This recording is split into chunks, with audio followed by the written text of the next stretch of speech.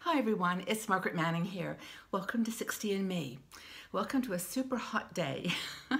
I'm doing this recording and it is so warm in my room that I am just like sweltering. So I've got a little brush that I'm going to use to keep cool. But boy, the summer is gorgeous. I love this tropical weather, but it's really warm. So anyway, I hope you're doing great. I've decided this morning that I'm going to go for a cold drink.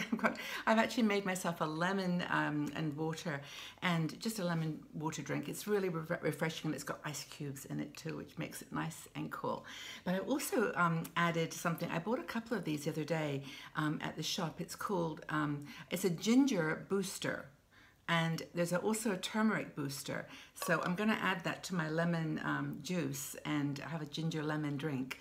But there's so many cool products around these days that are healthy for you and really designed to build your immune system and contribute to healthy aging. And I've over the last 4 years with 60 and Me, I've actually noticed that so many of our women are doing very, very cool things and taking care of themselves and also incorporating foods into their diets that I never even heard of when I was younger. Things that are popular now that we know are good for us. But I do know that there are some qualities. There's some qualities that women who are doing particularly well with their health and sense of well-being are following. And so I wanted to just review with you the personality traits that I've noticed in women who are aging well and obviously fortunately to have not had any illnesses that have given them some issues with mobility or medical issues, but the kinds of things that you need to survive in these 60s. First thing is to be self-disciplined. We've talked a little bit about this before, where it's like, all of us have followed the rules all of our lives. We've been good girls and followed somebody else's rules. And we've got into these rhythms where, we go to work and we come home, we cook meals, and, we get into rhythms that are easy, and that's the natural sort of human tendency.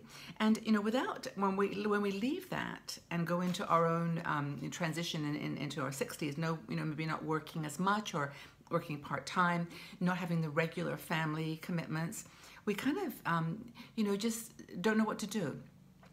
We haven't got the rules, the guidelines, the structure anymore. So I think that people that can pick it up and just be self-disciplined, do things that they know are good for them, things that they enjoy, not doing for other people anymore. And, just that willing to start new things and incorporate exercise and healthy eating into their life. So being self-disciplined, knowing how to talk to yourself, self-talk to be positive and focused on healthy living. Another thing is to be passionate. Now, I interviewed someone the other day, Penelope Whiteley, I should say. She is the queen of aging disgracefully. That's what she calls herself. And there is something about that, about wanting to age differently. Not like anybody else has done, not like our mom or our grandparents. It's just we are aging in a unique, exciting way. So the women in our community who have picked that up, taken on new challenges, started new projects or new jobs, created new businesses, whatever they've done, volunteered, they've actually found ways to really fill their lives with action, activity, curiosity, and creativity. And if you're in your 60s now, 50s and 60s now, you've got 20, 30 years left on this planet if you can do well and stay healthy. And I think people that realize that you can do anything that you want now, really, we are in a great position in some ways because no one really, it's not they don't care and it's not that we're invisible, but in a sense we are, and it's okay. We just can get on with our stuff and we don't need to ask permission. We just need to, start new things and enjoy them. Are there some things that you would have liked to have done in your life that you haven't done yet? Can you think of a couple or three things that you'd like to do? And and just imagine that you could do them starting right now, today. Nothing's stopping you. Another thing is to be adventurous. And this is kind of related.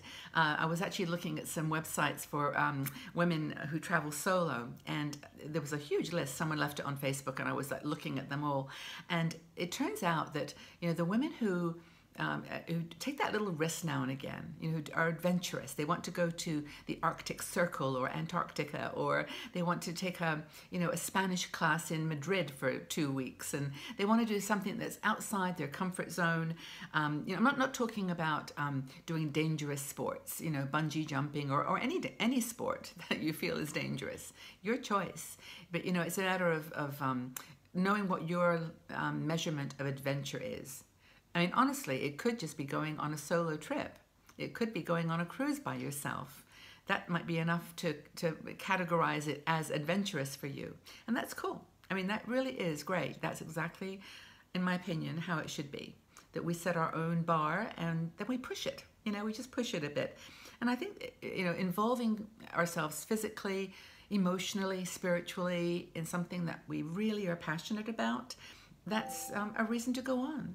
It's a reason to get up in the morning and just get out there and embrace life. And so that's another personality trait that I think women in their 60s who are doing well with their health and well-being are displaying: a passion and adventure for life. So don't go too crazy on the adventure. Just know what is your boundary.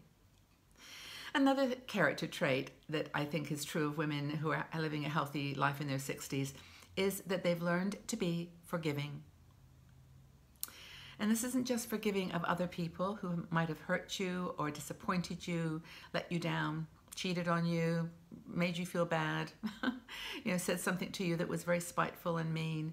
Anything that has really, touched you inside, hurt you, let it go. Let it go. I mean, it's really important that you don't carry that anger and that frustration around with you. It's not worth it. And whatever that person said or did was their issue, not yours. So I think forgiving people is important. And then, of course, forgiving ourselves. I think a lot of women do this kind of life review after their children have grown up and left home. Hair on my face there. It's wispy. They sit down and think to themselves, I could have been a better mom. Oh, I should have done that better. Oh, if only I had done that.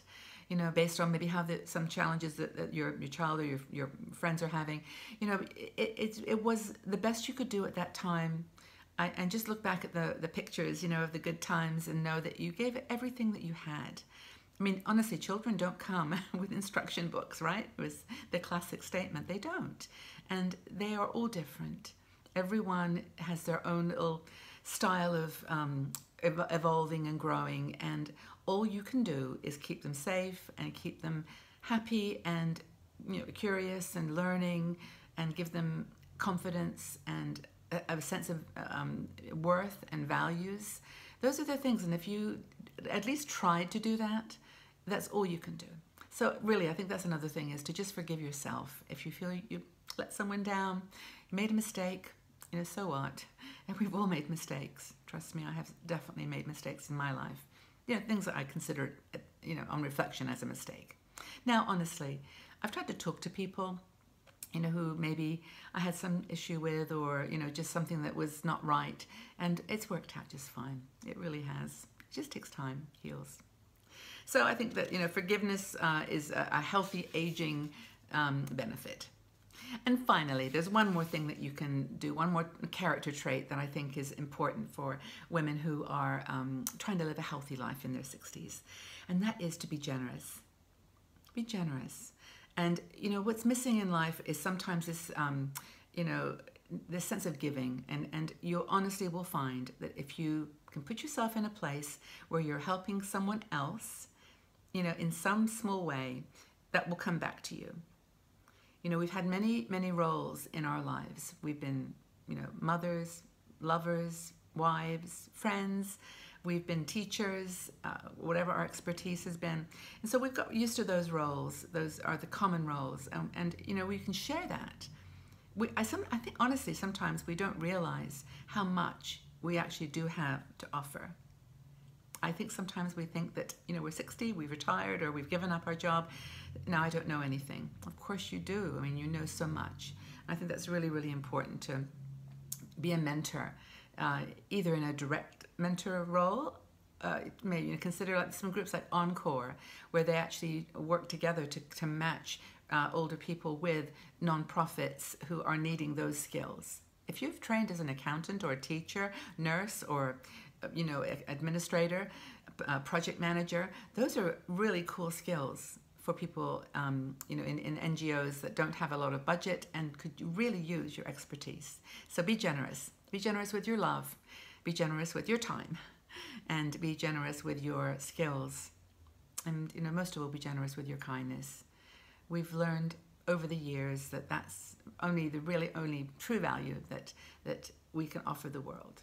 Not to be schmaltzy and silly and give in to everybody and be weak and whatever, but just to be kind and considerate. We don't know what's going on in people's lives, and we have to just respect that. That's at least that's my view. I mean, if you differ, of course, I respect that too.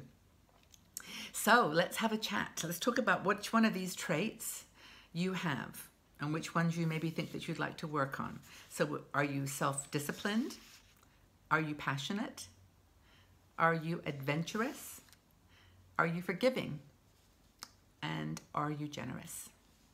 Which one of those do you feel which are your strongest traits, and which ones do you need to work on? Let's have a conversation. Just leave your comments in the section below. Thank you so much for being here. I really do hope you have a great day. Go out and have fun, and I'll see you all back here again very soon. Take good care, everybody. Bye-bye.